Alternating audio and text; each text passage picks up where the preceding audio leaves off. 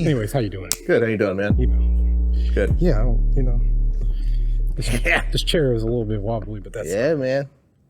We can get the old school chairs, middle school chairs, cafeteria chairs, really. Yeah. Damn. I'll play dominoes now. Yeah, you know, those are those ones you feel like an ISS when you get in trouble and you're like, Yeah. go sit on that back chair that nobody likes. Hell yeah. Well, man, I appreciate it again. Everybody, what's up? Welcome to the real world. Y'all already know I'm Eric Sattler, icon of Austin comedy. All there. Social media content extraordinaire. I got a real introduction for you. Let's go ahead and kick it to that real quick. Today we're diving into the hilariously complex world behind the viral laughs and nationwide tours. From side-splitting skits to heartfelt realities, our guest today masterfully blends humor with raw personal experiences. Buckle up for the journey through the highs and lows of life with the true comedic spirit. Ladies and gentlemen, ladies, specifically, I hope y'all brought y'all single dollars for a polar bear sighting today. Cooler than his own toenails, we got my boy John Polar Bear Gonzalez. I don't think I live up to that whole description, but thanks, man. How you doing? No, bro, you live up to everything. Thanks, I promise you, man. Appreciate it. No, man, like I said, definitely wanted to get you on here. One, I know you've been kicking ass on all your tours, kicking ass on life, being a real inspiration. And I get people like you on here because I look up to every one of y'all.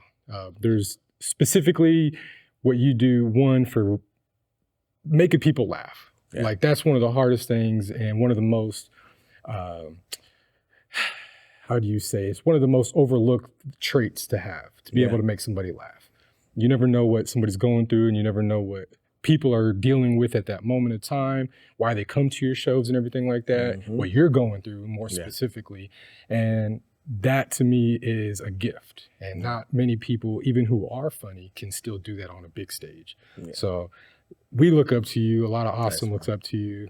Southside guys like us from Austin look up to you, you know, and all my peers know you and they're all familiar with your work and your talents and skills. So definitely an honor to have him here on the Real World. Yeah, man. So I'm ready to be here, man. Ready to dive deep Honored into the here. polar bear cave, man. Hey, Siri, put my phone on Do Not Disturb. Siri, you hear that? Things about to get real. I don't know if she heard me or not. Sometimes she's really deaf. Hey, Siri, put my phone on Do Not Disturb. Well, we're not live, so that's a good thing. Oh, well, I thought she was going to talk, but now I just look at jackass. Hi, how you doing, world? Real world? Happy to be here. We aren't live, but you can keep that in. I always like to be raw. Not like with women. I don't have any kids, so. Sorry, Mom. Because she really wants grandbabies. But, you know, I don't know. I'm just, what do you want? You taught me safe sex. Probably should have taught me safe sex if you wanted grandkids. Sometimes education is too good. I'm saying. Well, let's dive into it, man. We're going to get to know you from start to finish. Oh, boy. Get the raw, get the juicy, get the explicit, the cold, get all that. Yeah. So let's sit front row with the Comedy Cub. Not the Comedy Club, the Comedy Cub. I don't know what you care. So can you recall a specific moment from your childhood when you first realized that you had a knack for making someone laugh? Yes. So I always remember like being on the road with my family and like I was the one in the back like making my parents laugh, you know? I would always like recite like comedy stuff, you know, like either movies like Chris Farley or my dad and I, when I got into high school, we started watching this dude, Robert Schimmel. And I could never watch him before that because I was too young. And I remember he let me watch him and my mom walked in and she heard it and she was like, honey, I don't want him watching that. And my dad was like, he's already watched it like 2 times. Don't worry about it. It's fine. He's growing up. He's getting older. And I was like, fuck yeah, Dad. All right, cool. And so like, that's like, if you've ever been to a comedy show, that's where a lot of the raunchy stuff comes from. My mom doesn't really like it as much. My dad loves it. She supports me. She loves me, of course, but she just wished I didn't cuss. Like when I first started like going into comedy, she's like, you shouldn't cuss and don't cuss so much. And I'm like, Mom, it's just comedy. It's what you do. And she's like, this is before the allegations. She's like, well, Bill Cosby doesn't cuss. And then she said it once again after the allegations. I was like, yeah, but he just date rapes women. So Put them to sleep. Yeah, do you want me to not cuss and just date rape women, Mom? And she's like, Jonathan, that's not what I said. I was like, all right, well, there you go. Well, fuck that. I had to tell my mom that, but I just how what I said in my head, so Loud and clear. yeah. But it was that at that moment, like when I was doing road trips with my family, I'd make them laugh. And I remember the first time I was ever, I don't know why I remember this moment, but I was very intrigued about laughter. I was probably like 9 or 10 years old maybe. And we were on a road trip and my cousin was in the back and he had like a really funny laugh and my brother was making him laugh. And I would say something and he'd look at me like, and he'd look at my brother to make him laugh and he would laugh. And I remember like I hit my brother like on the shoulder. I was like, hey, how you doing that? And he's like, what? It's like, how you making him laugh? It's like, I don't know, just be funny. And I was like, shit. And so like, I remember being intrigued by laughter at a very, very young age to where it was like, it's always been in me, So that was a key line to just be funny. Yeah. I don't know, just be funny. That stuck with you for like the whole time. You're like, how the hell do you be funny? Is that what like brought it to your next level of how do I be funny? Kind of, yeah. I don't know exactly what happened after that. I just remember that specifically. Wanting to make my cousin laugh because he had a goofy laugh. I remember I was the same way. So my dad had a camcorder. We'd always be at my grandma's house and I would do like Arnold Schwarzenegger impersonations. And we had, they had little kiddie pools, little blue ones that fill with water. We're all little in there. And I would be like, I'll be back, grandpa or grandma, stuff like that. I would do that in front of the camcorder. And watching that back, I used to be embarrassed in front of my family. Like, oh my God, they're watching my films, me laughing. But then I would notice they laughed. And that's kind of what got me into like, just being a silly kid. And, the school book fair, they used to have the books. And I remember one was How to Make People Laugh. And it was a book and I bought it. And it taught you everything on, as a kid, how to make people laugh. It was like, when you're in class, go to the pencil sharpener and sharpen while the teacher's talking. And when she stops, then you stop. And then when she starts again, you do it again. So it was like little stuff like that. Teach you how to be a class clown. Yeah, it was shit like that, man. So that was my thoughts of like laughter and stuff. And like, that's why I was always a class clown. That's why I dropped out probably, why I didn't succeed in school because I was a fucking ass in class. But fucking book fairs. Yeah, that definitely was those moments where I was like, man, laughter is, like you said, it's something specifically special about laughter that you can't pinpoint what it is, but it's just, man. It's medicine, man. It's all that goodness in there. It is. I love doing it. It's a great feeling to make people laugh. A whole room of laughter. Just, I don't know. It's like a shot of dopamine, man. I can't even explain it. Yeah. Like being on that stage and just, if you're in a, I love the small intimate rooms because when those people laugh, you feel it on stage. It's almost like just like a shockwave comes at you and hits you, and it's just like, ooh.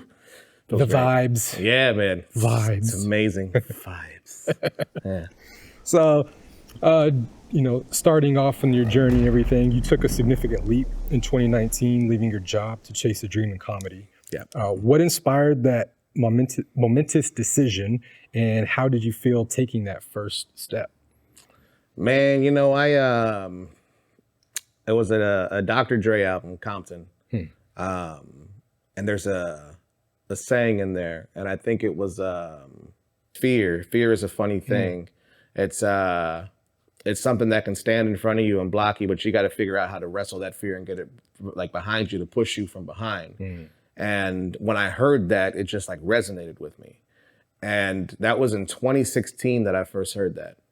And I moved back to Austin. I was living in Colorado at the time. I moved back to Austin. I started getting jobs and just kind of working and figuring stuff out. And I just started having this fear of being in my 60s or 70s and regretting and wondering like what would have happened if I did take a full leap and just went after it.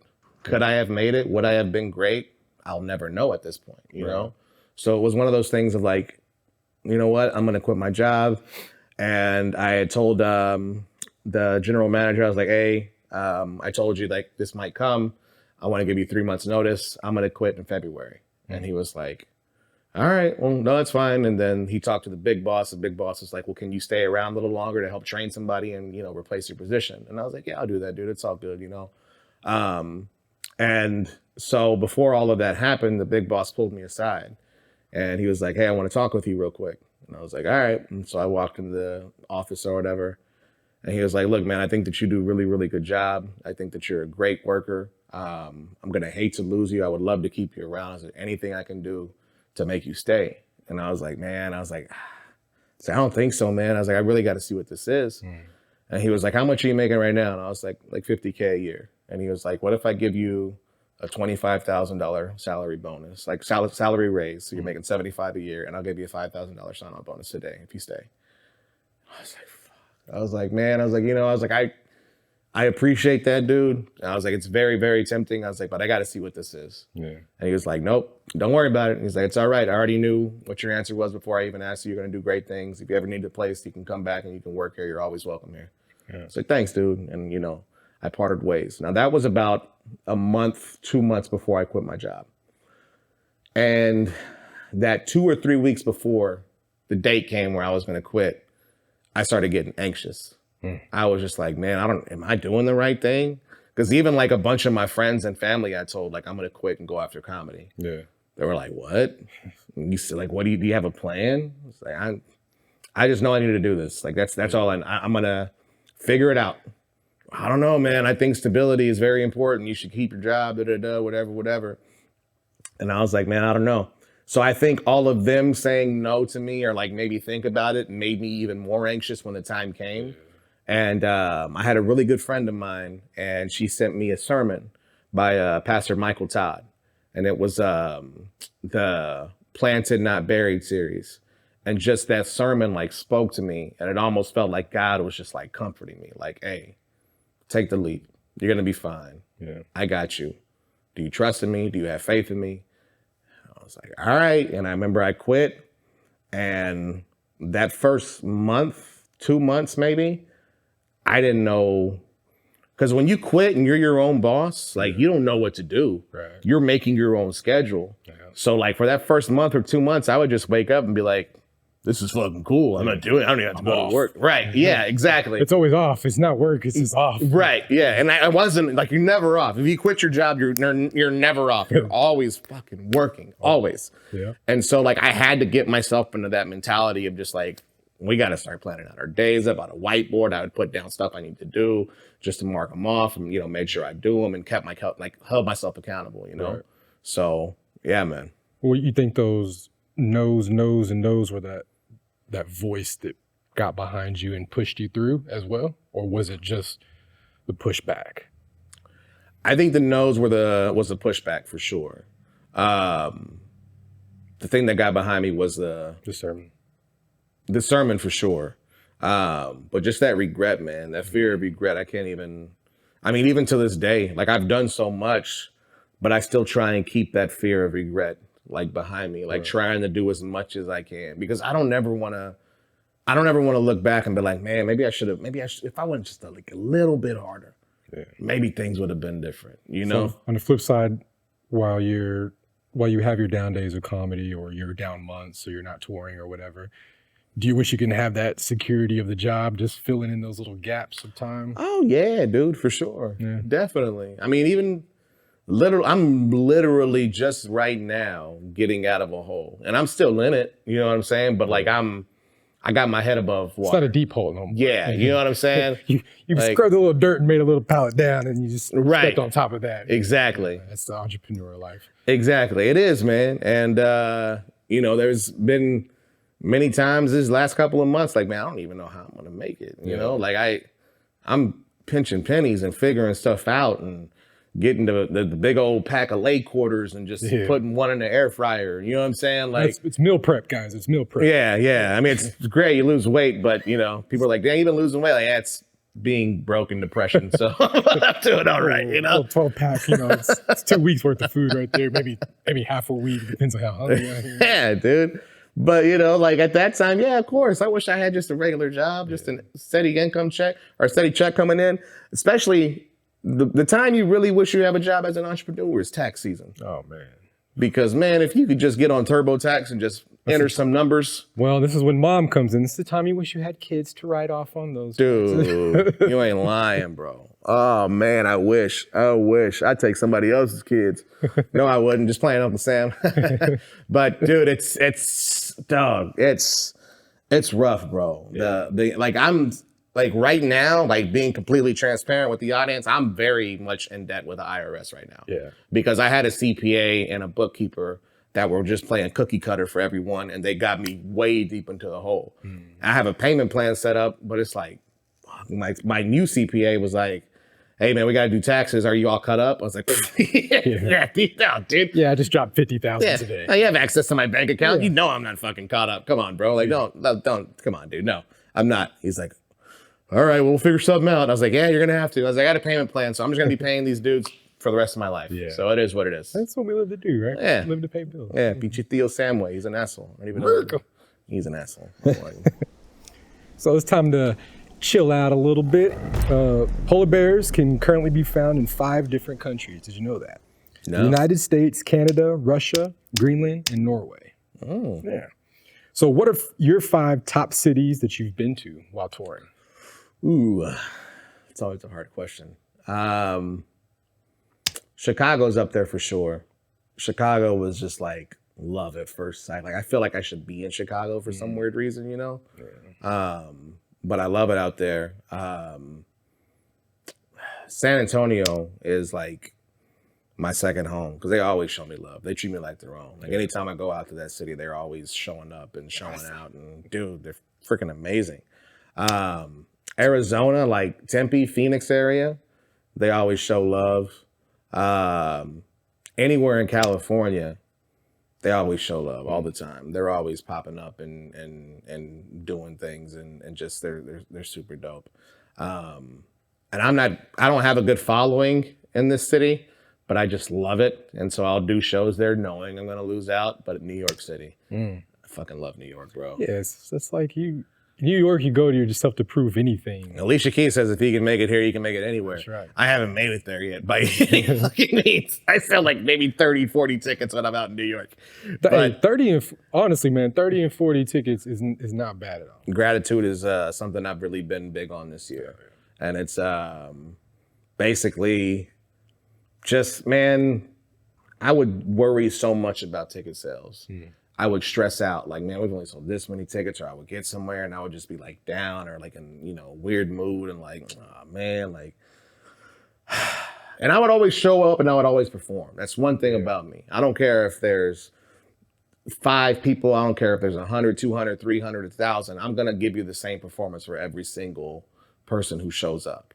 But it's more of something that was in me of like, it would have like messed up my mood of just like, man, dude, like, why can't I sell more tickets? Especially when you climb up. Yeah, and so this year I was like, you know what? We're not doing this shit anymore. Let's just practice on like gratitude. And so like,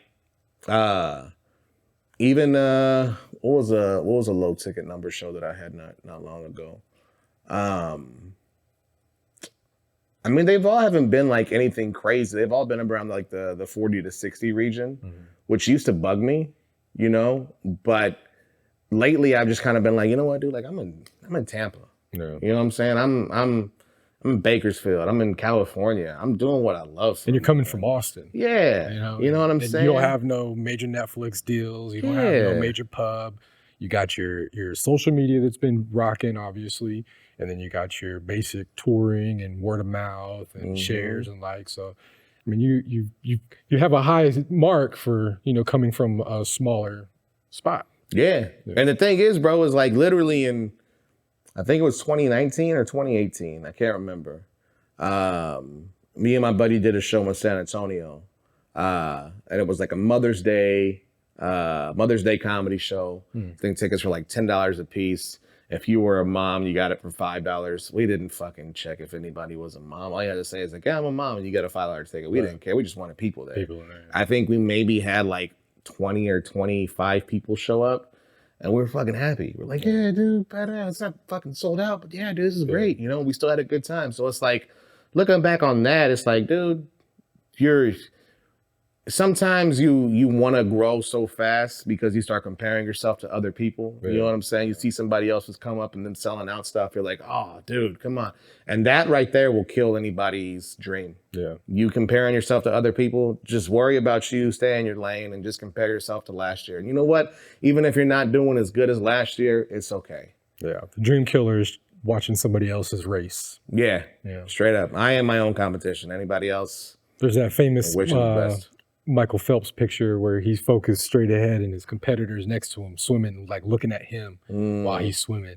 And Michael Phelps ended up just like pulling away from him like so fast as he was watching. So it's like a famous photo that's out there with his competitor looking at him during an important race. And it was like, just focus in your own lane, you know? So it's always stuck with me on that visual. Whenever I think of that saying, like, focus on your own race, I always see that picture. And I think that's one of the biggest pieces of this whole entrepreneur life and self-made life that is just, you can't compare yourself to nobody. You can't compare your pace to nobody's. You can't compare your way you move to nobody's. It should definitely be always yours, and that's what makes you unique. You know? Yeah, straight up. Straight up. Have you been out of the USA with your comedy yet? No, I have not. It's one of the goals though, so we'll make it happen soon. I want to do Mexico City.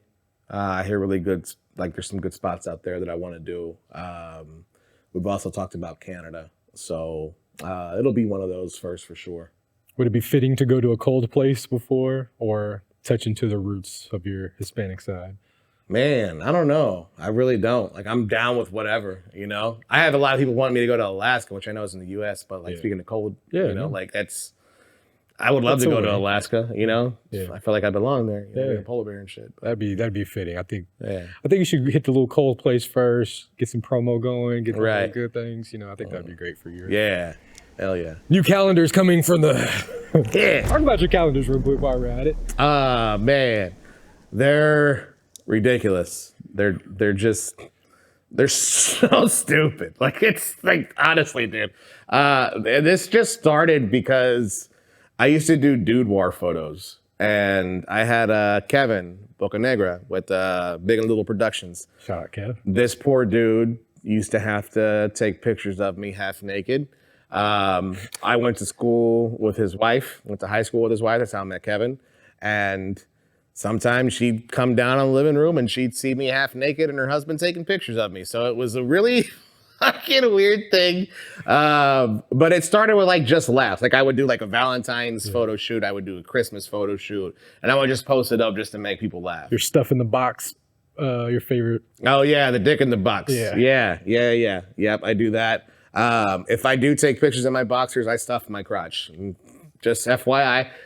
If you're like, damn, he's packing, it's probably a Hanes sock up movies have props too. Yeah, I'm not going to do that to myself, all right? I'm a grower, not a shower. You don't want to see those things. But there is no Photoshop, though. Yeah, that's right. No Photoshop. Give and take here, people. No airbrush, no nothing. It's just straight me, all my glory. But somebody in the comment section once said you should do a calendar. And I was like, that's stupid. And I was like, is it? I started looking online, and I think the first calendar I made was in 2018. And I ordered 25 copies. I was like, whatever, I'll just get 25 of them. And took them to a show.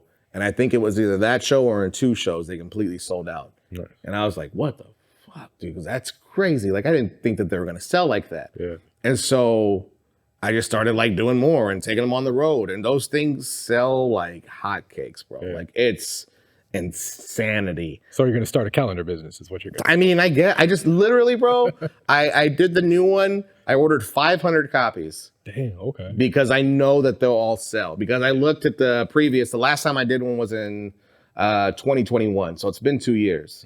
And from July to December, I sold 300. Yeah. So it's one of those things of like, okay, well, I can sell 500. Let me just invest. And even though I was broke, I was like, I don't know if I want to. I was like, whatever, it's an investment, man. It is. It's never broke when it's an investment. Exactly. Yeah, because it pays off if you nurture it and you take care of it, and you yeah, man. Like, especially doing the 500, that's smart because you never know how many. Like, I don't have any on me.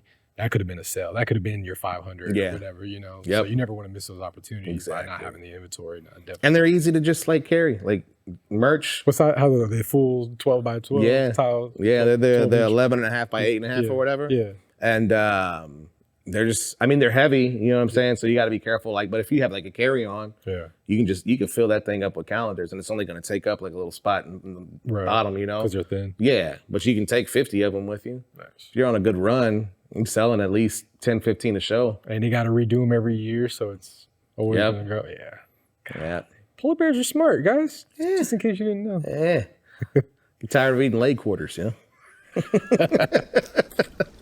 So your journey into comedy mirrors the resilience of the polar bear. Starting your comedy tour in 2020 presented unique challenges. Could you share some of those insights into how you managed those initial days and what kept you motivated on those initial tour dates? Man, so I had a whole tour. Well, really, me and my friends had a whole tour that we were gonna do before the pandemic. Me, my buddy Isreal, Garcia, Raymond Orta, and Mario Salazar. We were all gonna get on the road and we're gonna do a Puro Pinche Laughter a la Verga tour. And when this happened, yeah, it was a big name. Yeah, Puro Pinche ALV tour. There you go. So, you know, he had the a la Verga's ALV. But when it happened, it was originally gonna be Raymond headlining, Mario featuring, and Isreal hosting. And Isreal, being the good dude that he was, knew my situation, knew that I quit my job, and he was like, hey man, I want to get you on this tour. Let's talk to Ray, see if we can get you on. And I was like, all right. And so like we talked, and Raymond's really cool. He's always been cool with me. He was like, yeah, he's like, we can. He's like, there's not gonna be any room in the truck for you to go. And I was like, I'll take my car, bro. Like, I'll just follow y'all, you know, like, I don't care. And he was like, all right, well, yeah, if you want to do that, you know, and you know, I'll pay you, but, you know, you're going to have to, like, get your rooms and stuff like that. And I was like, that's fine, bro. I was like, I got it. Don't even worry about it. And so I hit up my buddy Isreal, Tripa. And I was like, hey, bro, I was like, they're going to put me on, and, you know, I'm going to just take my car and I'll follow y'all everywhere. He's like, well, shit, dude, I'll just ride with you. I was like, all right, bet. So we had all this stuff set up. I think I had, at that point, like $1,200 in my bank. And I was like, well, you got to get merch because that's what you survive on the road, you know? So I put like $1,000 in the merch. Like, I don't know if I had calendars at that time, but I remember I had hats, I had some shirts, I had like little things that you could take on, like pins, stickers, just like stuff that you can take donations for. I invested all this money into that. Our first show, I believe, was March 21st of 2020. And of course, you know, the pandemic hit right in March. Then, right on March. Yeah. Spring break. And so like literally our first show date was a week after they shut down the NBA. And we're like, something's gonna happen. They don't just shut down the NBA for nothing. That's never happened. You know what I'm saying? Yeah. So we're talking about it, if we should still do it and all these things. And everybody was about it. And then as it got closer, I was like, dude, I don't know if we should even leave, because if we get out of Texas and we can't get back in, we don't know what's going to happen. Nobody knew what was going to happen back then, you know? So we ended up having to cancel it. And I remember feeling defeated, bro. Real defeated. I was like, dude, like this is supposed to be my come up. I was going to make 15 to 20 grand on this little tour that I was going to do. And now I'm back to, not only am I back to square one, but I have $1,000 worth of merch that I can't do anything with. Yeah. You know, the states and the whole like nation's about to get locked down, all these things, right? And I remember being really upset and really sad and really depressed.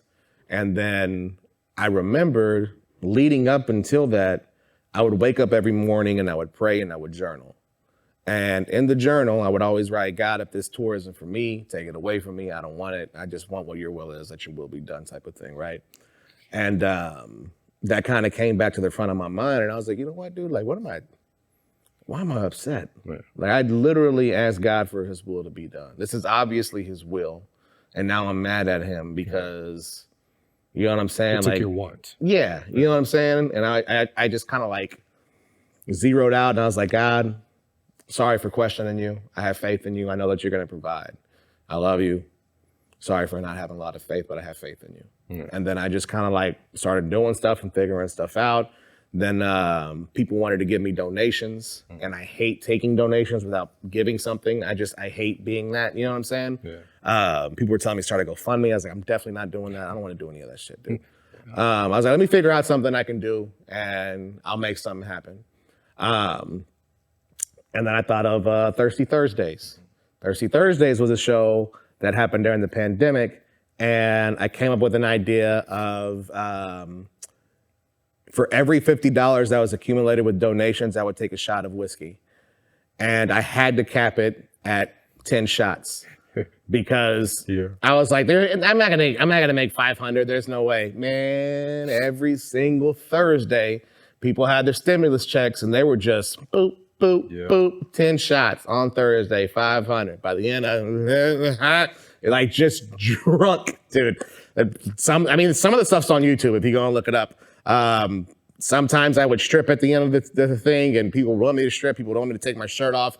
I did the most outlandish, stupidest shit on that show. But I made money off of it, you know? And then I started doing skits on TikTok and those took off. Yeah. And after that, I was like, all right, I don't want to do the show anymore. I got to focus on my skits because this is actually taking off now and doing something. So that's when I started doing skits. They started blowing up. I started getting the following. And then July of 2020, I started headlining and doing like my own shows. I did a guest spot for Jerry Garcia at the LOL Comedy Club. And I wasn't going to do it because I was scared of COVID. I wasn't in shape by any means. So I was like, dude, whatever. I was like, I don't want to do it. And then 2 days before, I was like, you know what? Fuck it. I'm going to do it. I hit up Isreal. I was like, hey, bro, you think you can still give me a guest spot? And he's like, yeah. I was like, all right, bet. So I pushed the show, and within 2 days, it completely sold out. And I thought it was just for Jerry, because Jerry's hilarious. You know, he has a HBO Latino special, all these things, right? So I'm like, all right. And I remember I went to the show and I got there, and I was like, damn, that's a good crowd, you know? And they called me on stage, and when I went on stage, like everybody was like, wow, like the crowd erupted. And I still was just stupid to the point, because I was like, damn, I was like, Jerry's crowd's fucking on fire, dude. They're fucking, they love me. Yeah, Jerry's crowd's great, dude. They're ready to laugh, you know? And so I went up on stage and I did my thing. I did 10 minutes and I got off. And then Jerry said that I could sell some merch, so I had my merch set up, and that's when I found out how everything changed. Because I set up my merch table, and I was literally selling stuff for like 30, 35 minutes maybe.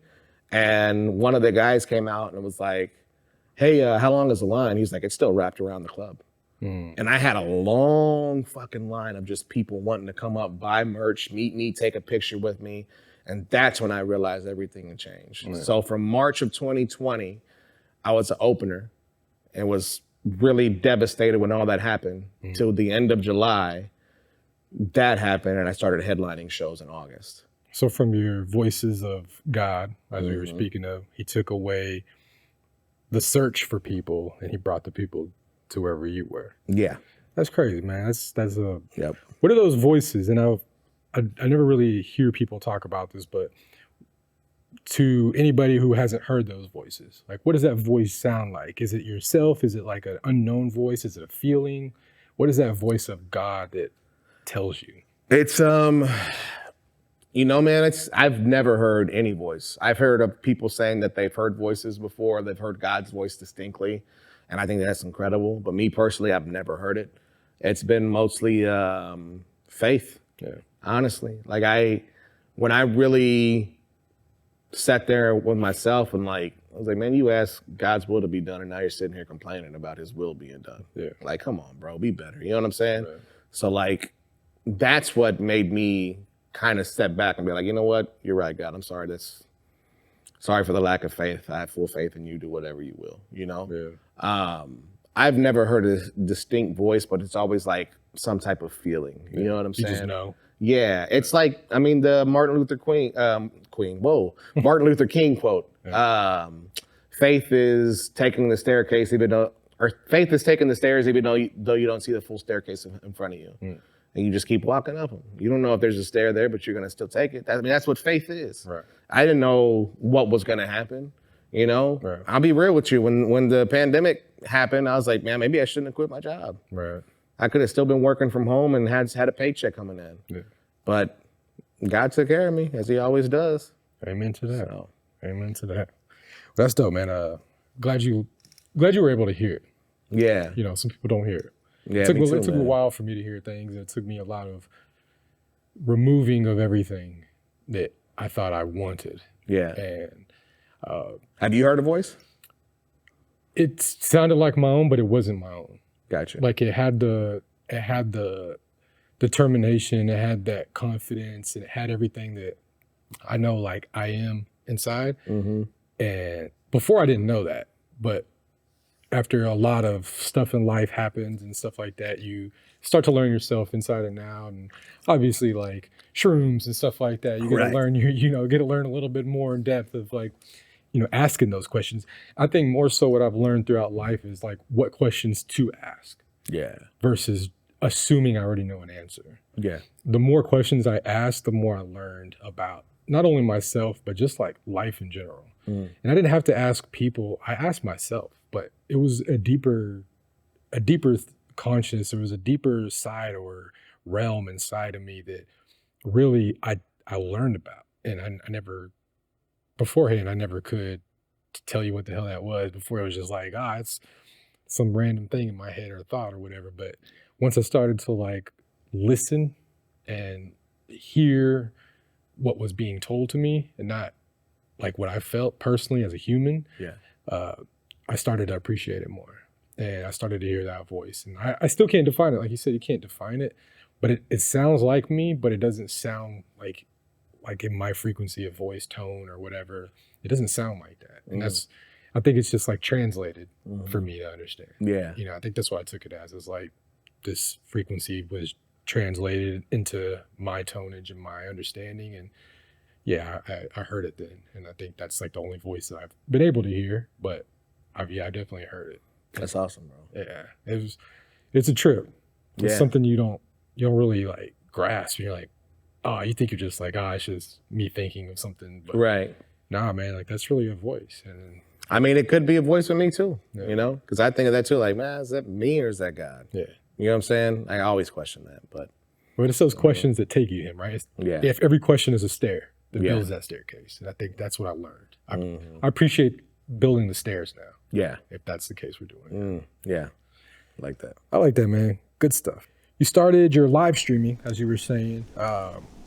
What was the good or bad that came out of that? Mine is being drunk at the end of every Thursday night, and the finances. Like, what did you learn about yourself, the comedian side of that? Man, I don't know, dude. It was during the pandemic, it was just fun, dude. Honestly. Like, it was just one of those of like, had nothing else to do. A lot of people were tuning in because nobody could go anywhere, do anything. A lot of people look forward to it. And I don't know if somebody comes up to me at a show like, dude, your Thirsty Thursdays were hilarious. I know they've been a fan since before the TikTok days. You know what I'm saying? Like, they've been down, which I love. Those were always fun. Literally, I would get drunk, we would get done, and I'd go downstairs and I'd order fucking Taco Bell for DoorDash for the roommates, and we watch Rick and Morty and just fucking eat, and then everybody would shit in the morning. Yeah. Beer and Taco Bell, bro, or whiskey and Taco Bell. Yeah, I don't know. Ooh, yeah, you get some watery shits from that. That sounds like a sound effect morning for sure. Ooh, yeah, you ain't lying. But yeah, when I started doing the other podcast, I started that podcast last year, because I had done the Polar Bear Live thing for a minute. And that was cool, but I just kind of like fell off of doing it. And then I started the other one. I invested a lot of money into a studio. Unfortunately, I didn't have the funds to like keep paying the producer for each episode, and the first season didn't really take off. And I know podcasting is something that you have to be consistent with, but if you don't have the money for it, it's kind of like, well, I can't do anything about it. You know what I'm saying? So that was called the Elusive Podcast. That's been put on hold. Go watch it though. It's on YouTube still. Yeah. Check it out. It's on YouTube. There's some pretty cool interviews on there that I think you'll enjoy. But I'll get back to it.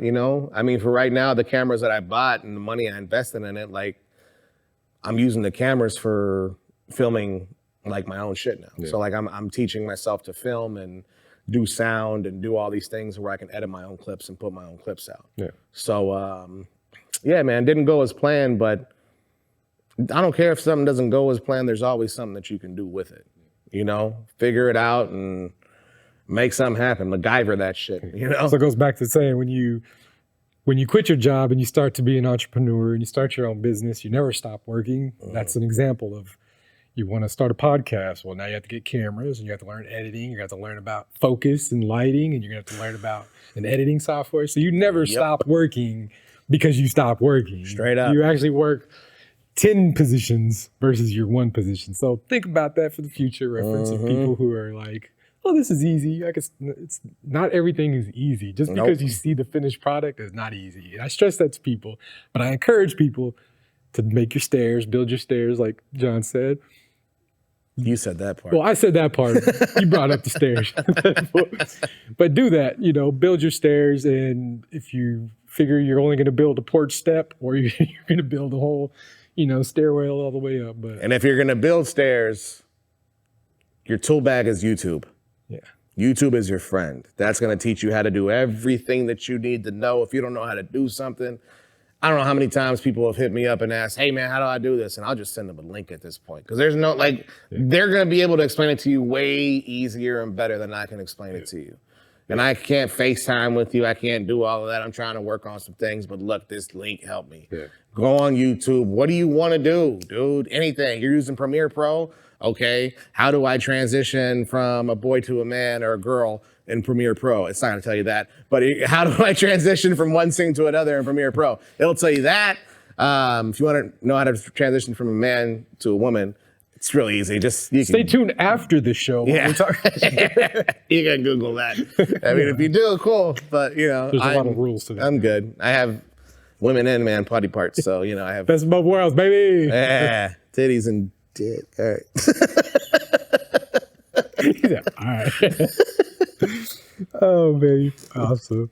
I know there's a lot of demand on being a content creator. As we were saying, there's a lot of work after work. Mm-hmm.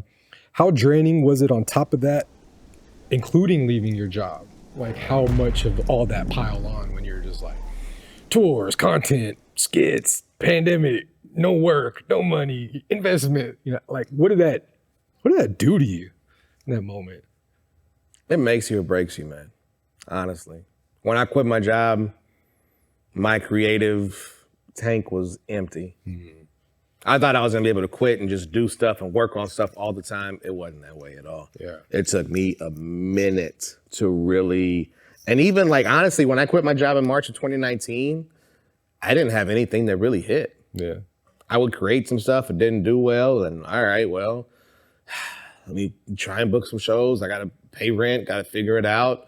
During the pandemic, I shared an old skit in the very beginning.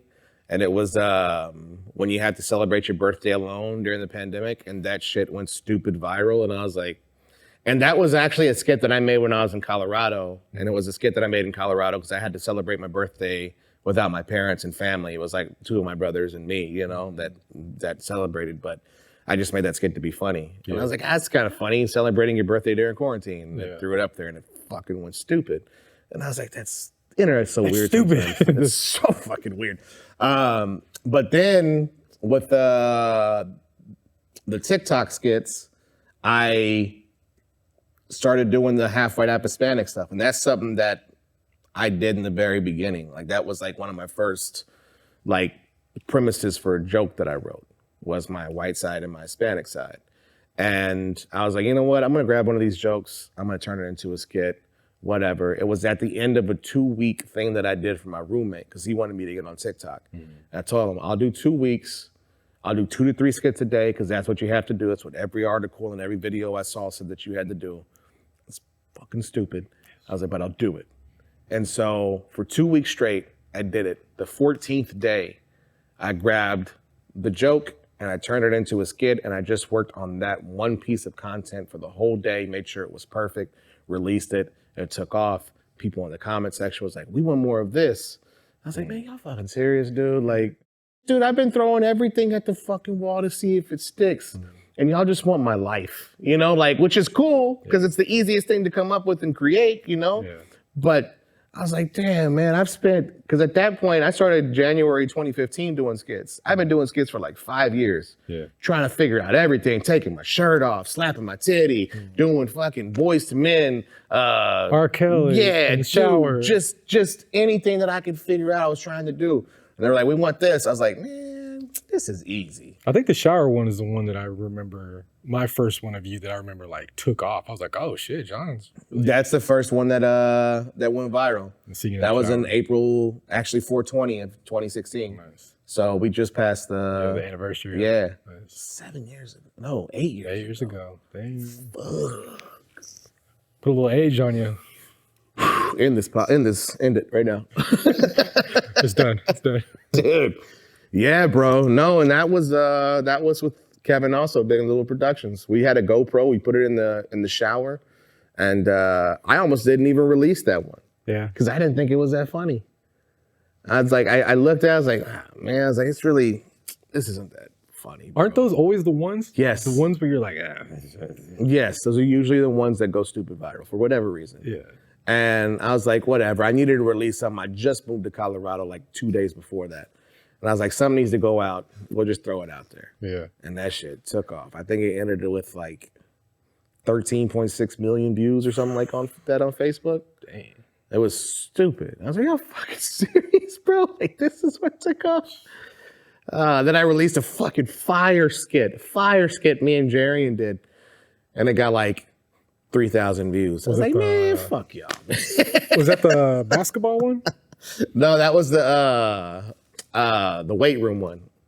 We're doing like the different stuff, like how like dudes act in the gym. I think maybe I saw that one. I know for sure. I remember you and him doing like a basketball one or on a basketball court. He did that one. Oh, it was like an R&B group, right? Oh no, that was the Boys to Men. No, that was the Boys. Yeah, to Men. yeah, that was a basketball one. Yeah. He did another one with like I think his name was Dick Be Good. And he had like some big dildo that he like put in his pants and wore spandex, and he had like a bunch of people. I don't remember that one. Yeah, that one's wild. Yeah, Jerry and Cool J Morris, check him out. Yeah, he's a funny dude, man. Yeah, y'all team up together, y'all make some good stuff, man. Yeah, yeah, we always have fun together. The reality behind the laughs. Mm-hmm. Comedy often appears glamorous from the outside. Could you share some of those toughest moments you faced on this comedy journey on tour? Probably be the traveling. Yeah, man. When you do a tour, you don't really realize how hard it like is on your body and your sleep. Because when I did the nationwide tour, that was the hardest one because I think the biggest run that we had was a Midwest run. We left, I want to say July 11th maybe, and didn't get back until like August 1st. So it was like a good 3 weeks on the road. And in those 20 to 21 days, we did 14 states. So it was just like we started in Austin, we drove up, did Dallas, did Tulsa, did Wichita, did like just the Midwest, all the way up to Wisconsin, and then came all the way back down to Louisiana, and then came back down to Austin. Those are rough because basically, like, for example, you'll do Tulsa on a Wednesday night, you'll do the show, you go back, you go to the hotel room. When you do comedy, at least me, there's adrenaline that happens after the show, so you really can't fall asleep till like 2, 3 in the morning. Right. So you finally fall asleep, well, you have to wake up the next day at like 10 a.m. at least, very, very late, at the latest 10 a.m. to get up and drive to the next one, which was Wichita, Kansas, because that's going to be 6-7 hour drive. Yeah. So you slept, all right, get up, boom, get up, go over there, check into the hotel room, maybe get a 30-minute nap, wake up, shower, go perform, come back, sleep. Next morning, wake up, go to the next destination, check in, shower, nap, go to sleep. Like, it's just boom, boom, boom, boom, boom. And in the midst of that, like, I think we had like 3 or 4 days off in Chicago, which was great because that's kind of like your recharge, you know? But after that, it's back at it again. And I think that's the hardest part of touring is the constant and the nonstop and just continuous of demand. Yeah. Drive, perform, drive, sleep, shit, perform, drive, shit, sleep, perform. At least like, you get a shit though, man. Yeah, yeah. Sometimes you shit on the road. It's not really pretty. One time, good old bucket. My manager, like when I'm touring, he usually like he'll ride with me and stuff. And we'll be on the road. And I remember one time we stopped in, I think it was Michigan or Illinois. And we stopped at this truck stop. And we both had to shit. So I'm shitting in one stall. There's a stall in between us, and he's shitting in the other stall. Etiquette. And yeah, you know, and like we're chilling, dude. Like we're shitting and we're just like, you know, making each other laugh and like fucking around like that. And just like, hey man, you gonna go get that shit? Like just fucking around. Somebody walks in and like, so we stop. The dude goes into the stall in between us. And I am not even joking around, lying about this. It was a big dude. And when he went into the stall, like the whole like walls was shaking because he was like kind of like holding. And he sat down, and as he shit, he just.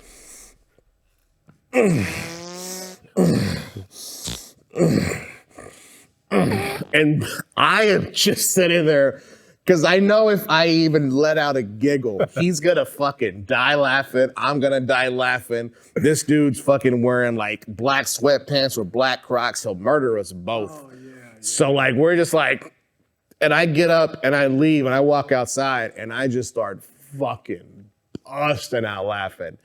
And I fucking grab a joint and I go and I smoke. I'm like, this shit really just fucking happened? And then my manager walks out and I was like, dude, what the fuck? And he started laughing his ass off. I was like, did that shit really just happen? And he was like, yeah, bro, what the fuck was that? I was like, I don't know. And as I'm smoking, we see the dude walk out. Big black dude in all black. He would have definitely murdered us. He was driving a Tyson 18-wheeler, Tyson truck. Yeah, so just delivering the tenders and shitting. Yeah, like that's, dude, it was dropping the load off. Bro, I have a video I'll show you after the whole interview because I got like, I filmed like his crock. yeah. You just hear. Enter sound effects right there. yeah. I'll send it to you if you want to post it and show it. Nobody will know it's him. But yeah, dude, that was a good shitting story. So moral of the story. Don't go to truck stops and shit because unless you want to laugh, then go for it. Yeah. So we got some rapid fire questions for you. Off the top of your head, you got to spend too much time on them. Okay. Who's the whitest family member? Ooh, my Uncle Jim. Who's the most Mexican family member? Man, that probably would have been my tia, dude. Honestly, my tia Viola. My Aunt Viola, she was she got down, bro. Yeah. She's for the culture. Yeah. Favorite stand-up special? Damn. You can't rapid fire that one, bro. Now you got me thinking. All right, like which one? We just need one. Probably the one I started watching with my dad. I'll say that one. Robert Schimmel, Unprotected. Who do they compare you to? That's a good question. I've been told Chris Farley because of my antics and how I am on stage. So I would probably just say that, honestly, for doing rapid fire. Dream headliner to open for? Chappelle. Your comedy Mount Rushmore? He's for Dead or alive? Yeah. Okay. Polar bear? Rushmore. Richard Pryor, Eddie Murphy, George Carlin. I might just say Robin Williams. And polar bear. Yeah. There you go. Yeah. Give me one writer's block remedy. Like, how do you get rid of a writer's block? Ride it out, bro. There is no way to get rid of that shit. You ride that shit out. I like that. Sit there and try and figure it out, but more than likely it's not gonna happen. If it does, cool, but you'll have to ride that shit out. Ride it out or ride it out? Ride it out. Ride it out. All right. There is no getting away from that. If you got writer's block, hey man, look, sit there and try, sit there an hour a day. See if you can figure it out. More than likely, you're gonna think that you got something, and the next day comes like, man, this is shit. Just work on something else. That's it. What's the weirdest thing a fan has ever said to you? Online, at a show, it doesn't matter. Online would probably be a dude, and I have a joke about it, that DM'd me and just said, I'd blow you, maybe. How are you gonna tease me with something that I don't want? That's yeah. If you could have dinner with 3 comedians, living or dead, who would they be? Probably Richard Pryor for sure, Eddie Murphy, and let me give you a different one from the Mount Rushmore. Chris Farley. He's not a stand-up comedian, but he'd be invited for sure. What's the most embarrassing thing that's ever happened to you on stage? Hold on, because I want to think about this one. That's a good question. Go ahead. We're not live. Yeah, there's no rapid fire here. Editing will make it rapid. Yeah, hell yeah. What's a weird one? I'm just gonna say it's bad when you have to think this much because that means there's a lot that goes on at these shows. There is a lot that goes on at these shows. And I've seen 2 of them back to back for 2 days straight. That's a lot that goes on. I don't think it's embarrassing, but I think it was fucking crazy. What'd you get? I was in Tempe and I was doing the stripper dance at the end of the show, which happens at every show. If you come, bring 1, 5s, 10s, 20s, whatever you want. And as I am stripping, a girl hops on stage and she like fucking lays down and she's like, go ahead. I'm like, what the fuck do you mean go ahead, dude? Like, this is my time, bitch. Like, get off the stage, you know? And so like, I'm like, what is going on, dude? Taking my shit. And like, she's just like, hurry. And like, oh my gosh. And so like, I kind of like get down, I do that, like kind of like thrust, and I'm like, all right, can you fucking leave? And I get done, and when I get done with the whole stripper routine, I found out that her husband that was with her got up and left her there and said, fuck you, which, Yeah. bravo for you, sir, Good job, because husband. there's no reason she should have gone up on there and just wanted to get humped by a comedian when her husband is like literally, and like you could tell he made money too, so she probably fucked up. Yeah. That or they had really, really crazy good makeup sex. I'm sure there's something way more embarrassing, but I just can't. No. I think that's pretty wild right Yeah, there. yeah. What's your go-to karaoke song? I'm not a real big karaoke person, but if I had to choose one, I'd probably do Frank Sinatra My Way. Nice. Really can't sing that well, but we try. The most memorable heckle. That was in El Paso. Remember that one off the top. He is rapid fire on this one. Yeah, that one's rapid fire for sure. I have to tell you the story. Yep. I was in El Paso. I was going to the green room, and there was a dude who saw me, and he was like a cholo dude, Raiders jersey, everything. And he's like, hey, man, what's up, bro? And I was like, hey, what's going on, dude? How you doing? Hey, man, my girl loves you. She loves you, dog. She loves you, bro. She's the one that brought me out here. She told me about you. I got the tickets. We had to come out here. I was like, oh, that's cool, man. That's badass, man. Thank you for coming. Really nice meeting you, whatever. Go to the green room. I come back. What's up, bro? What's up, man? How you doing? Doing good. Hey, I want to buy you a drink. I was like, yeah. I was like, I don't drink a lot before I go on stage. I was like, but after the show, I'm down, bro. We'll grab drinks. We'll chill. I was like, we can go across the street. We can hang out. Because I love hanging out with people, you know? Yeah. He's like, all right, cool. My buddy Tripa goes up before me, and he just fucking shits on this dude. Because he's wearing like a Raiders jersey. And he's like, give it up for the Cholo in the front, guys. He's wearing the Raiders jersey he got from Palas Paredes, and like just fucking shitting on him, dude. And so by the time I get up on stage, this dude's pissed. And I start doing my shit. And as I'm doing my jokes, I see a light from the back. And in the comedy world is if you see a light, that means you have 5 minutes left. And I was only 10 minutes into it. And I saw a light and I was like, what's up with the light? I was like, somebody give me a light? Or like, do we have to wrap it up soon? Or what's going on? And all of a sudden I hear, fake ass Mexican, fake ass Mexican, fake ass Mexican. And I was like, what the fuck? And then like, he just like puts his phone down and he runs and he leaves. And I was like, what the fuck, dude? I was like, what? And I looked down, I was like, wait, was that the fucking dude that was sitting right here, the Cholo? They're like, yeah. I was like, holy shit, dude. Everybody's like, it's cool, it's all right, don't worry about it, man. I was like, nah, fucking asshole said he was gonna buy me a drink when I got off stage. Everybody laughed. And it turned out what happened is he got drunk at the bar and was talking loud. And so one of the door guys was like, hey, you gotta keep it down, keep your voice down. He's like, fuck that, I'm trying to buy drinks. I didn't even hear him. And they're like, you gotta keep your voice down. He's performing there. He's like, fuck him, I'm trying to buy drinks. I'm supporting the business. He was just drunk. Yeah. And so his girl got embarrassed, pobrecita, because she was a fan of mine. She got up and she left. She gets in her car and she's driving off, and he does the fake ass Mexican thing, and then he fucking runs out. And as he's running out, the fucking girl comes with the car and almost fucking hits him. Oh, damn. And then she fucking takes off and he's running after the car, and she stops and he gets in and they fucking burn off. So I'm sure they had crazy, crazy toxic makeup sex, and she had to say, fuck Polar Bear, he's a fake ass Mexican. I'm sure, pretty sure. So I do this thing called the Vision, and what the Vision is, I give my guest a window perspective of of yourself from my point of view. This is what I collected over the years of knowing you, seeing your work and everything like that. So with the vision is what you've achieved coming from the same side of town as myself is truly remarkable. You've traded the security blanket of a regular job, living paycheck to paycheck, for the uncertain path of pursuing your dreams, especially during a pandemic.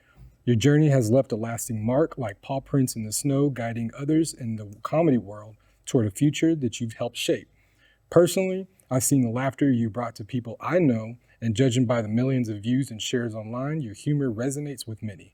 From your humble beginnings to where the Arctic wind may carry you, I have no doubt that you're equipped with any weather to weather any storm. So those are like the flowers I want to give to you to let you know that people do watch, whether it's friends, comedy, in your industry or anything like that. We do watch, we do take note, and just to let you know that you got plenty of people behind you giving you more force. If it's not those words or if it's not anything, it's actual people giving you that push to take you to that next step. Continue building your stairs. Yeah, no, I appreciate that, man. So I just want to give you those flowers Thank for you, as we continue on with this. I know they do, man. They keep, that's what keeps me going. Keeps me, pushing, is the people who believe in me. You know? And so definitely I do know people that I didn't even know knew you. Yeah. I know I've told them, hey, I'm filming Polar Bear's comedy special. Oh, he's hilarious. I was like, oh, you know him? Yeah. Oh, yes. So you are in our communities. You are in the culture for sure. You are everywhere around us, whether you know it or not, whether people want to admit it or not. And it's my job to tell you, like, I know all these people. I hear all these things. There's great things about you all the time. Yeah, I appreciate that, man. So as we continue behind the laughter, did you know that polar bears have amazing stamina? No. Yes, they can swim for days at a time to get from one piece of ice to another.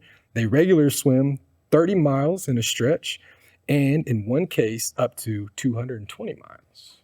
So just a little thought about a polar bear's journey for you. The stamina skipped me, ladies. So don't expect any of that. It didn't say in bed. It said just where they need to go. Oh, even still. We go on a hike. No stamina, all right? So much like the comedian's endurance during a tour, I know you stepped into your health journey previously. Yeah. Can you touch on that, what it takes to perform at a comedy show like yours as well? I know you have constant energy, dancing, and all that stuff that you do. How important was that health journey, and what did it do to impact that on stage? It's very important. Something just needed to happen. I still do the elliptical to this day to keep my heart rate at a certain pace, because when you're telling and you're performing jokes, one, you have to learn the breathing pattern and technique to really deliver it the way they need to be delivered.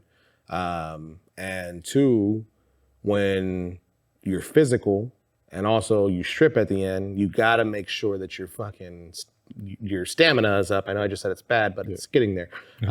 But it's very key to make sure that you're building that stamina and that you can really go and do stuff like on the elliptical, on the treadmill or whatever.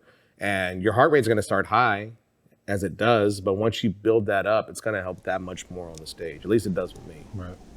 Tell me about your family that inspired the white versus Hispanic side, those jokes that came out.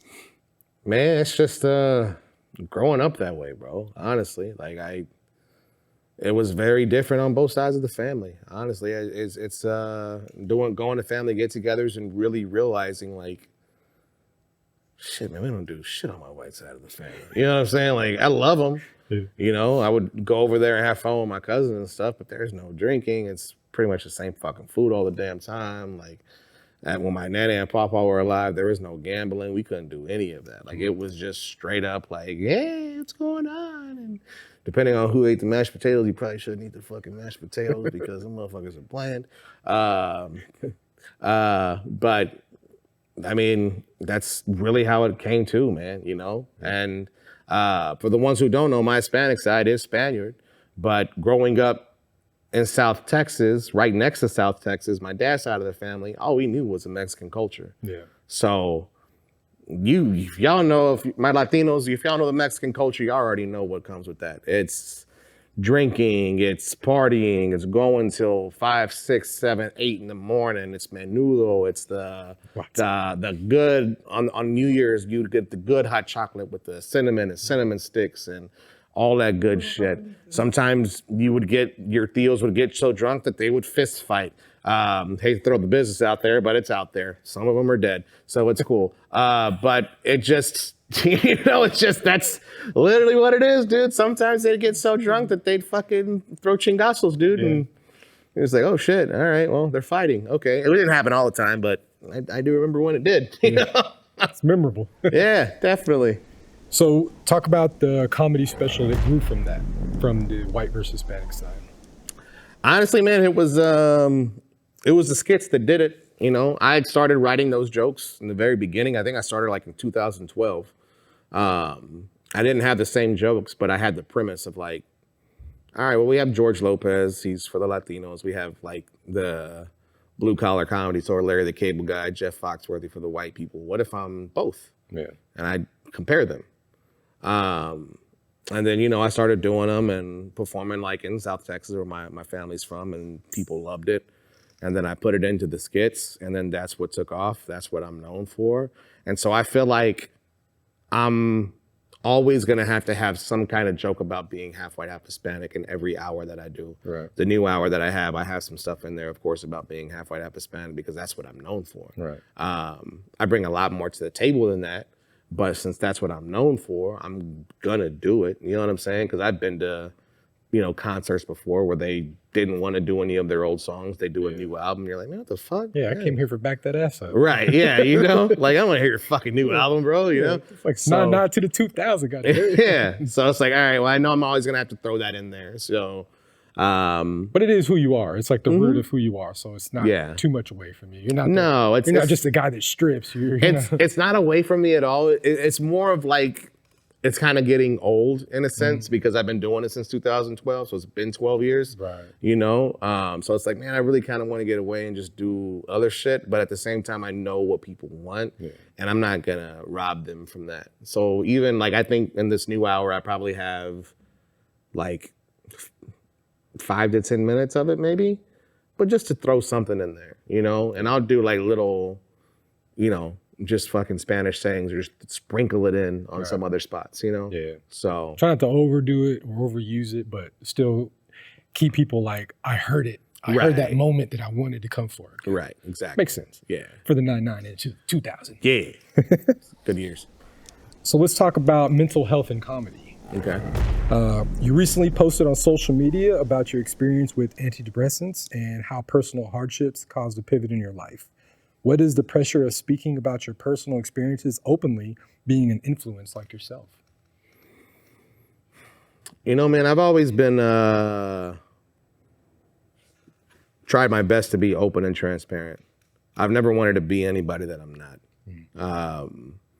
I've always wanted to take people on the journey with me because I feel like, especially in today's age, you always see the glitz and the glamour and the wins, and you never really see the L's people take. Yeah. It's so I've always wanted to make people aware, like, look, man, this is what happens. Yeah. It's not like Rocky says, not all sunshine and rainbows, because it's really not. Like, you have great times. I'm very blessed, beyond blessed, dude. I'm doing what I love for a living. Exactly. But you're still gonna go through things. You're still gonna hit hard times.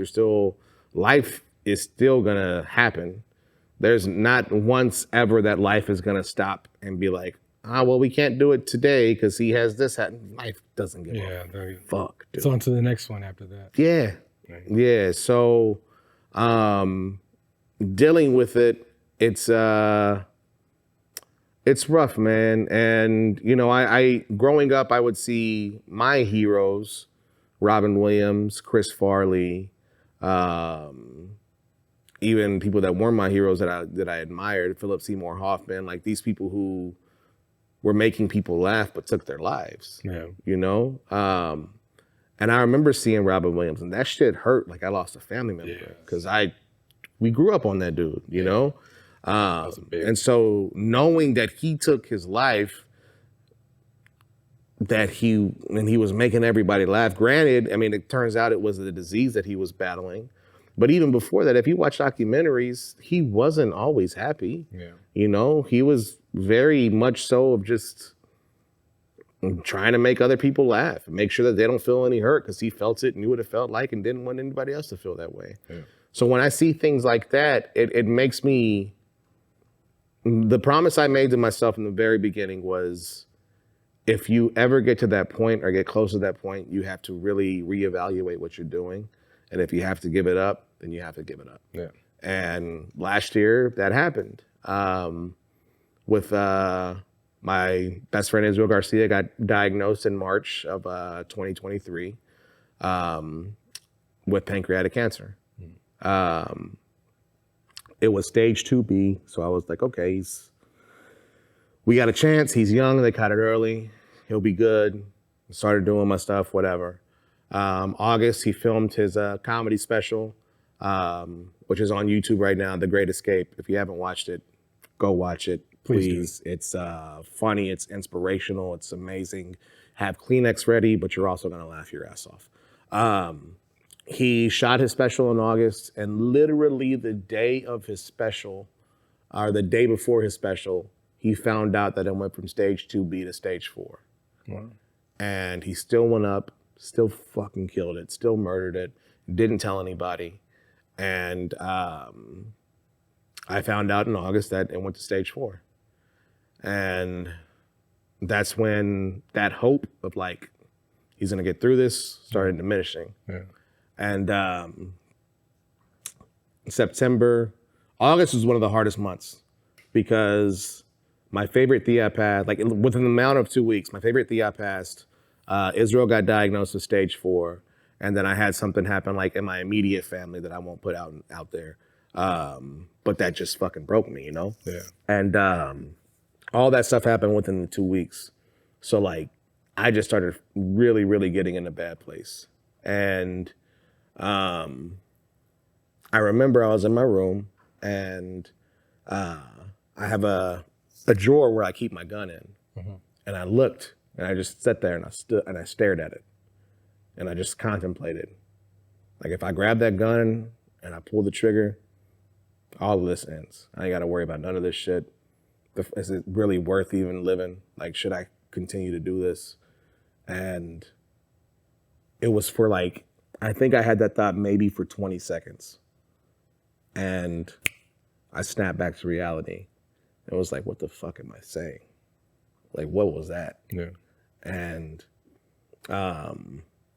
that's when I started going to therapy at the beginning of 2023 before Isreal even got diagnosed because I felt like God pushed me towards that. Yeah. And I talked to my therapist about it, but I said it in a low-key way because if you say anything, then they have to tell somebody, and then the crazy house is going to come and get you and all that bullshit. Yeah. She suggested antidepressants. And I said, no, absolutely not. I'm good. I think they'll be really good for you. I believe you, but I'm anti-medication. I'm not going to do antidepressants. I don't want anything to do with them. And she was like, okay, well, I can't push anything on you, but if you change your mind, let me know. I'll give you the information. Like, all right. And then I started going to church more, and which I always went to church, but I found a church last year, Christian Life Austin. And I started going there more, and I started going like to men's group and all that stuff. And one of the Saturdays in men's group, we got done, and there was a dude there like, hey man, you want to stay after and grab some breakfast? I was like, yeah. So I stayed behind, and like another dude stayed behind, and we're sitting there, we're eating. And one of the dudes at the table, and before this I was even praying, like asking God, like, look, I don't know, like, do you want me to take these? Because you told me to get into therapy, and I'm here and I needed it. Yeah. And I didn't even know that I needed it. I didn't know any of this stuff was gonna happen. Yeah. But if this is your will, you want me to take it, then let me know, give me a sign, or whatever. And as I'm sitting there eating breakfast, one of the dudes starts talking about antidepressants and saying that he got on them and how they helped him out so much and how he feels like a new person and he can actually like smile again and be happy again. And I took that as like a sign, and I was like, you know what, man? The next time I went to therapy, I talked to my therapist. I was like, hey, I think I'm gonna give him a shot. And she was like, okay. She gave me all the information. I started taking them. I did get diagnosed with a major depressive disorder.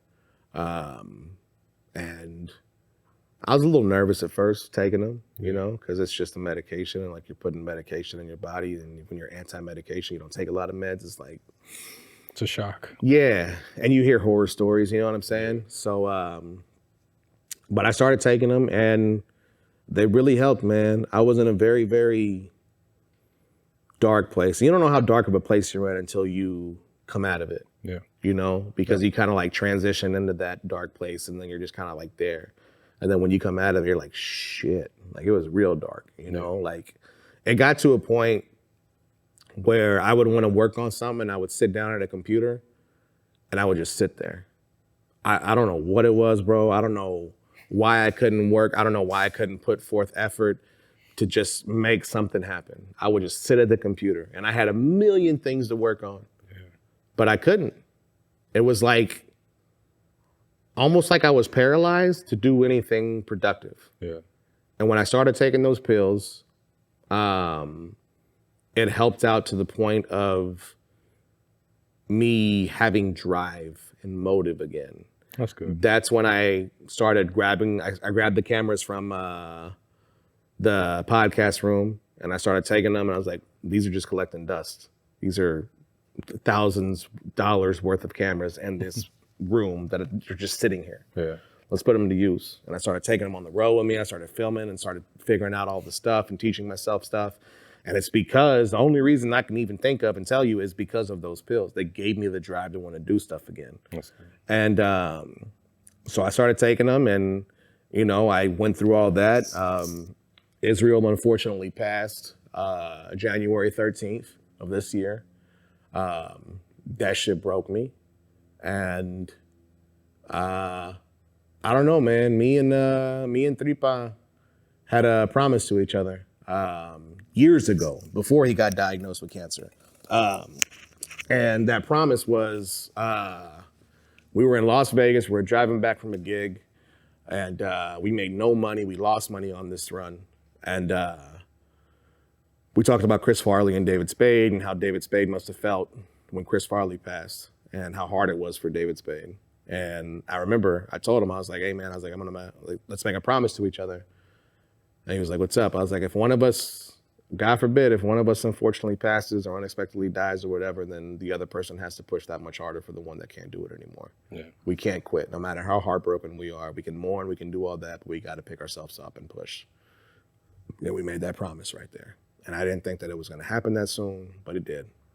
And that's my reason, man. That's the whole only thing that's really carrying me right now and making me push as hard as I am is because of him. Yeah. I know where he's at. I know he's watching me. I know he's, you know, looking over me, and I just want to make him proud. So I'm at a point mentally and physically where I can get off of the pills. I talked to the doctor and told him, hey, I want to start weaning this off. What do we have to do? They gave me the plan. We set it up. And Thursday is when I took my last pill. Clap it up for that right there, man. Thank you. Yeah.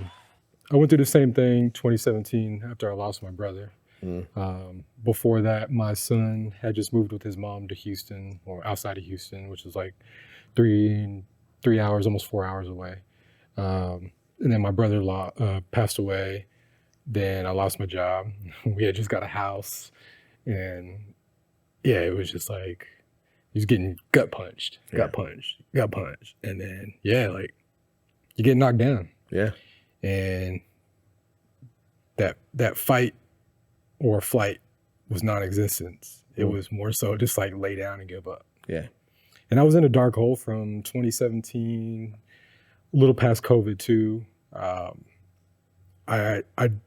When you say like, there's like this mindset that you go into is total darkness. And that darkness led me to like, not even understanding where I was. And I tried to think back from that time period of 2017 to 2020 before COVID. And I remember like the work, obviously, like going to work and stuff like that, but I don't remember life. I don't remember nothing about Eric that happened in that moment. Yeah.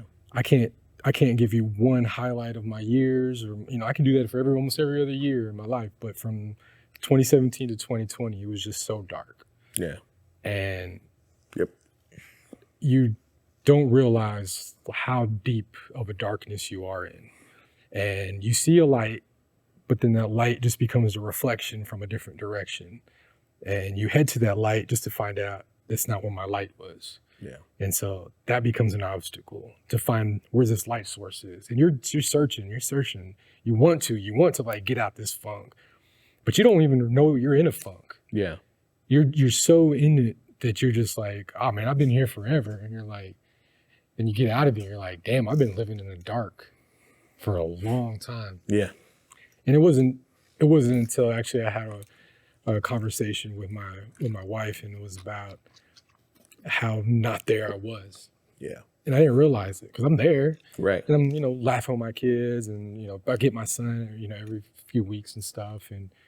But I didn't realize like how fucking deep I was in it. And at that moment I was like, yeah, you had to take that step. It's like, I have to do something else. And that's when I started talking to myself and really understanding, learning, listening, asking those questions. Yeah. That's what helped me dig myself out of that darkness. Yeah. Sharing the stories of my brother, forcing myself not, and I mentioned this in one of my last conversations with the last guest, was like, I have calling my son on my calendar every day, like 7 o'clock, call Braden, my son. And it's not because I'm a bad dad or I forget. It's just simply that life fucking life so fast. And the more that you're behind and you're playing catch up, life around you is non-existent. It's literally like what's happening in that moment that you can only comprehend what's happening. I'm just glad you're out of that, man. I'm glad you're past that. Not saying that you're like completely away from it, right? But you're able to live in it now, and use it as a tool to navigate. And I think that's the most important part of this journey, is using those tools in your tool bag to build those stairs. Definitely, bro. Definitely. So I'm just glad you're out of that, brother. Thanks, bro. You too, man. And do you have any like words of how to get through that moment of grief from your point of view? There's no, like, just to kind of like tell off of what you said, there is no shame in getting help. Don't be ashamed of talking to somebody. Don't be ashamed of going out and finding a therapist, And if you want to keep it to yourself in the beginning, keep it to yourself in the beginning. Nobody else has to know. If you're like me, then you really don't want to burden anybody with your problems. You don't want to burden anybody with your issues. People aren't going to understand what I'm going through, and nobody's going to really care, so I'll just keep it to myself. Go look for a therapist. Talk to them. Tell them your problems. Tell them your issues. And understand, when you go to therapy, it's not a magic pill. It's not going to be one meeting and you feel great and you're going and you're living life again and everything's back to normal. It's not going to be that. If you're going through something, you're grieving, you're hurting inside, my number one suggestion would be stay close to God, first and foremost. Pray, talk to him, yell at him. God can take it, believe me. Tripa was 37 years old and he passed. And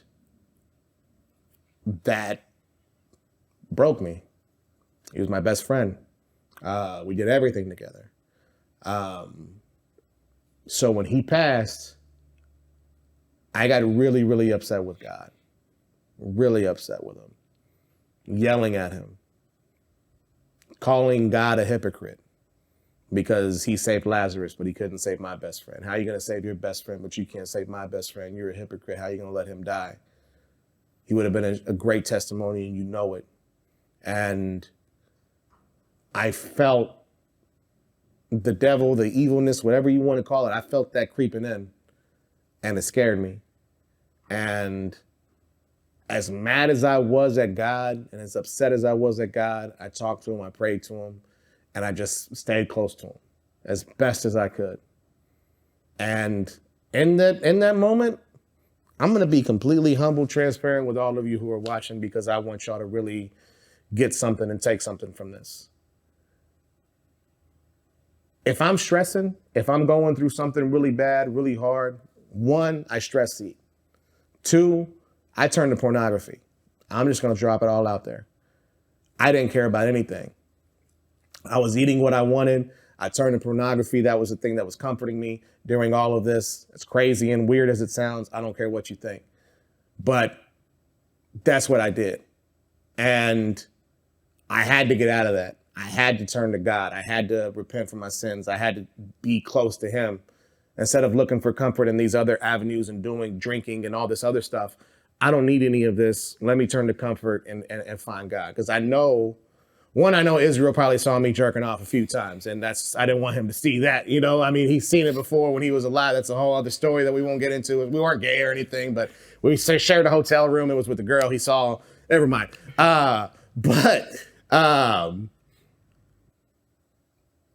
If you stick close to God and you talk to him and you're real with him and you open up to him and you ask him for his guidance, his direction, his protection, all of these things, he's going to give them to you. It's going to be right there waiting for you at your door.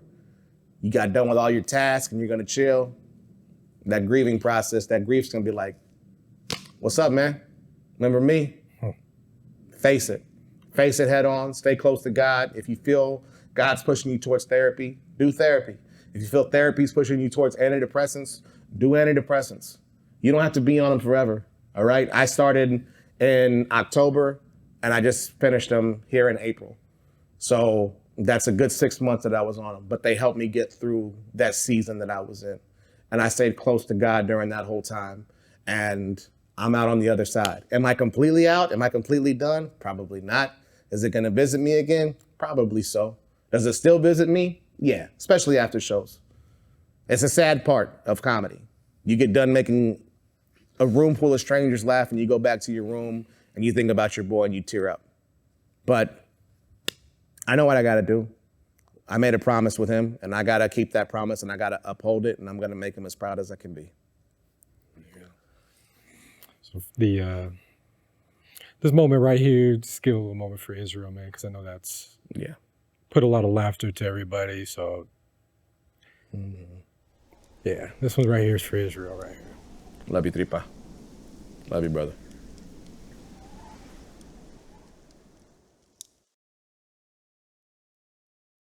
So we filmed a special, me and you together. Yep. The Hispanic causing panic. Check that out on YouTube right here. Actually, there'll probably be a little button right here or up here. You can just click it and it'll lead you to that one. Yeah. What was it like coming home and ending your tour and filming your special here in Austin? It's good, man. It felt good, bro. It was exhausting, of course, but once you get done with it, I think God of War came out like in October, I believe. And of course we shot that in November. And I pre-ordered it and everything. I got it in October and I was like, I ain't touching it until after all of this. And so once I got done, literally when I got done with that, the filming the special, we went to Rapolo's because I was like eating healthy and trying to drop weight or whatever for the special, and fucking ate pizza and then came back to the crib, slept. The next morning I woke up, I had Sour Patch Kids on deck. I was ready to go, bro. I just played God of War and just chilled. Nice. I ain't got no girl, I ain't got nothing, so I'm fucking chilling, dude. Yeah. Just ain't nobody, you gonna play the game again? Shit, nobody. Yeah, playing it again. Home by myself. I'm gonna eat Sour Patch Kids. We're gonna order some fucked up food because we've been eating right for a while. Yeah. And I'm just gonna play the game and chill. Was it like a weight off your shoulder after you filmed it? Oh yeah. Yeah, bro. Was that almost like equivalent to like completing a workout? Almost, but I think a little bit more. It was better. Yeah. It was more like endorphins than completing a workout because you're like, whew. I knew you were happy. I could see it on your stage to be home. Yeah. I knew it meant something, you know, and I think that's what brought me more attracted to the whole concept of it. Was like, this is like capping off your tour for the Hispanic causing panic, filming your special in your hometown, 2 days, back to back, 4 shows.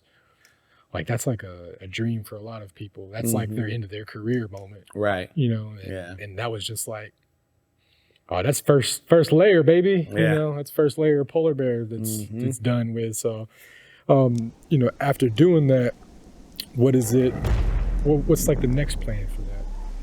Is it another special you said you have lined up? You're working on new material right now. What is that going on? Working on the new hour right now, trying to get it to my liking to be better than the previous special. And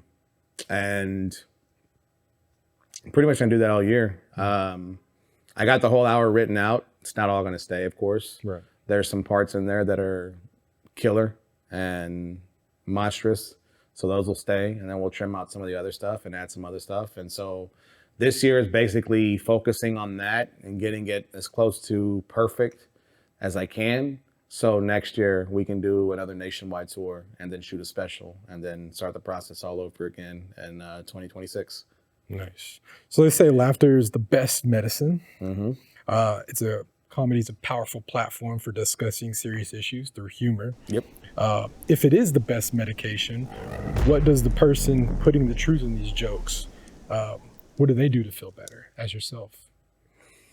Man, honestly, just like when I'm home, I don't do anything on the cool. Like, I don't really go out. I don't party.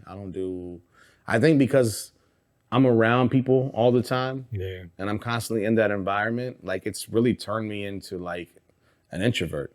Because I used to be an extrovert. I used to be out there and just having fun and partying and being the life of the party.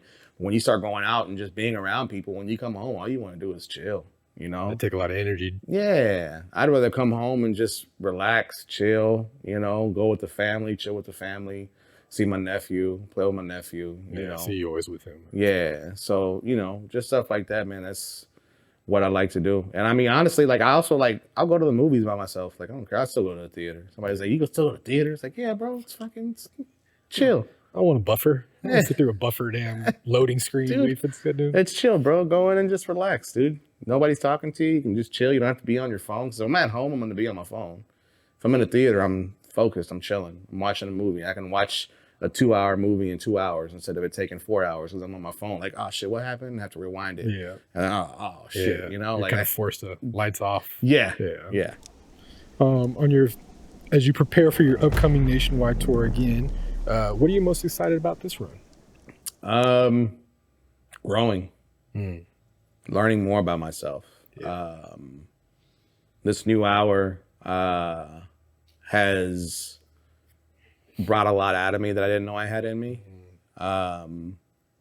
And it's creating that drive, man, to make sure it's good, make sure it's funny, and to put me back in an uncomfortable situation of if I write a joke and it's not hitting, then we got to make it better, or we got to just completely 86 it and put something else in its place. So being uncomfortable helps me to grow and helps me to like want to write and be better. So, yeah. So I got this little segment for you as we get to the end. It's called Netflix and Chill. All right.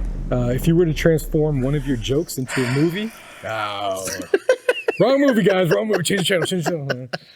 If you were to transform one of your jokes into a movie, which one would you choose, and who would you cast to play the lead character? Transform one of my jokes into a movie? Yeah. Shit. Oh, man, I don't know. Because I know you have your Theo and your Thea. Yeah. Aunt Debbie. Yeah. I mean, if I was to do like that, like the skits, who would I get to play Theo? Honestly, he doesn't even look like him, but just because it's him, probably Danny Trejo. In my head, I swear I was about to say Machete. Say Machete. Yeah, dude. Oh my God. Yeah. Perfect. Yeah, I think that he'd be great as Theo. With Thea, I need somebody like fiery for Thea. What's her name? There's always like Sofia Vergara. Like she's kind of fiery. She has some fire. What's the damn Modern Family? Modern Family, yeah. Aunt Debbie. I thought you would have gone like Melissa. What's her name? The funny girl from Bridesmaids and Heat with Sandra Bullock. Oh, yeah, I know what you're talking about. Melissa McCarthy. Yeah, Melissa McCarthy. There. Yeah. No, she'd play a good role, but I'd probably get like 90s old school Sally Field. He's going for Just go. very loving home, like that home feeling. I'd be Aunt Debbie for sure. Can I get a little Aunt Debbie and Theo right now? No. You gotta go see that on tour, y'all. You can go to TikTok and see that, dude. They're all over the place. They'll see them enough. So as we break some barriers in the industry as a dynamic, in comedy, how do you see yourself influencing the next generation of comedians? Honestly, I don't really see myself influencing them, to be honest. I don't know, man. I kind of stick in my own lane and do my own thing. And I really don't see myself as, I don't want to make it to sound bad, like I don't believe in myself, but I don't really see myself as an inspiration. Although I have been told that I've inspired people, but I think just doing my own thing and doing what I do and keeping my head down, if it inspires somebody, then it does inspire somebody. And if it influences them, then that's great. I know that I've influenced people as far as like them doing more skits and doing more reels and trying to get out there, which I think is dope. But my buddy Raymond Ortha influenced me with that because he had the cowboy video that went crazy. And so I was already kind of doing skits, but when I saw that, it gave me more, want, drive, oomph to like really make this shit happen, So put it in vision for us. What is the legacy when Polar Bear is no longer Polar Bear? And what does Polar Bear leave behind for everybody? What's his paw print? Laughter, man. Making people forget about their problems. Making people remember to laugh. Having people, I've had so many people at shows, I'm so blessed for this, to have like them come up to me and tell me like, I was going through a really, really hard and dark time, and seeing your videos really helped me laugh and brought me to light again. Be the medicine. And that is, I mean, it's a compliment that will never get old. It's better than any kind of currency or any kind of money. Can't pay my bills with it, but I tell you what, man, it does something for me that just lights me up inside. I love that. That's what makes me keep going. And especially being where I was and in that dark place and feeling depression and what it feels like, I don't want nobody to feel that. So I'm going to do everything I can to keep going and keep pushing. Legacy. Yep. All right, so as we wrap up, man, I got a quote for you. I want to see if you know who this is. All right. In the land of skunks, he who has half a nose is king. The land of skunks. George Washington. I got Chris Farley. Oh, all right. Well, I know you're a big Chris Farley fan, so I'm gonna throw that one in. I've never even heard of that. Is it from Dirty Work? Well, he had half a nose? Yeah. Well, I know like in Dirty Work, he had like his nose bit off by a Saigon hooker. It may have been, something like that. Yeah. But yeah, that was a Chris Farley touch. I know you guys. So I want to throw that one out for you. Give us a quote that you would love the world to remember you by. I think.